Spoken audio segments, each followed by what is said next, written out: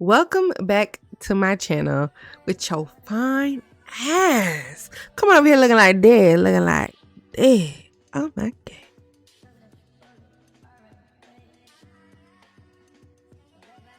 So y'all, today I really want to talk about navigating grief around the holidays. Everybody know that around the holidays, grief seems like it just hits you.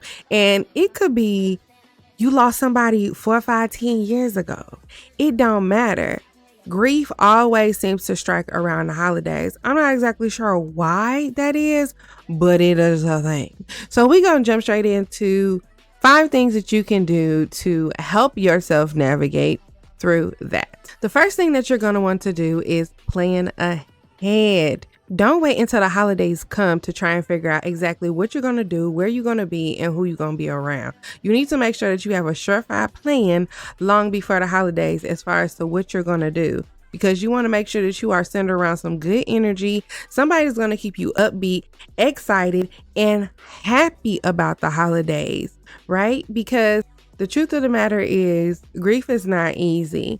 And if you're alone, you're more likely to grieve even harder. And grief is bound to be even more intensified if you are just by yourself. So make sure that you plan ahead and that you know exactly where you're going to be, who you're going to be around, and what you're going to be doing during that holiday time. Secondly, acknowledge your feelings. We don't want to act like we not hurting. We don't want to sweep it under the rug. We don't want to not acknowledge the actual things that are going on in our life, because first and foremost, the shit hurts, point blank, period. Ain't no other better way to put it. Don't try and sugarcoat it. What that's going to do is allow you to explode at the wrong moment in the wrong time. If you acknowledge the fact that you are feeling a certain type of way, cry and feel those feelings when you're feeling them, then you're less likely to explode at the wrong moment at the wrong time. Now, let me be clear, because triggers are still a thing. And if you see something, hear something, or smell something, any of the 5 senses, you may immediately go into tears. I know about that way too much. And thirdly, remember them. Remember the good memories, the things that y'all have done together, the places that y'all have gone, y'all favorite moments, songs, things, conversations, and so much more. You don't have to forget about your loved one just because they've left you, because in your mind, you still remember every single thing and every time that y'all had an amazing moment. Go ahead. Take some time to remember them. Maybe you can set a little time to create a tribute to them, or maybe you can go visit them at the cemetery, the mausoleum, talk to them just in a moment, wherever you are, just sitting, standing, walking, just have a conversation with them. It's okay.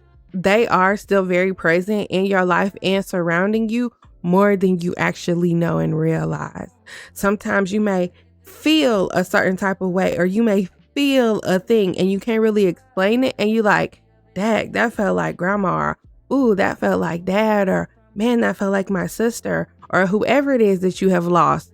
That is really their presence around you. Hey, I don't know if you know, but we have a deep dive grief journal. This journal is going to help you tackle the stages of grief. There are over 20 journaling prompts. This journal is going to help you make sense of it all. There are 100+ ways to cope within this journal. This journal is going to address the myths and misconceptions surrounding grief.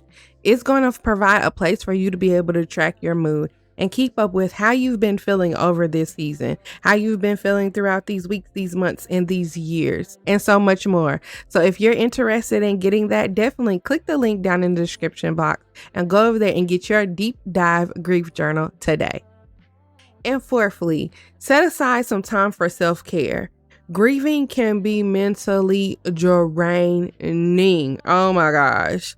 It can be mentally draining. It can be physically draining. It can be every sense of draining possible. So definitely make sure that you set aside some time for some self-care. Whatever self-care looks like for you, whether it's reading a book, going for a walk, going for a spa day, getting your nails done, your hair did, your toes did, whatever your means of self-care is, definitely make sure that you set aside some time for that, because you don't want to forget about yourself, even though you are feeling all these different emotions.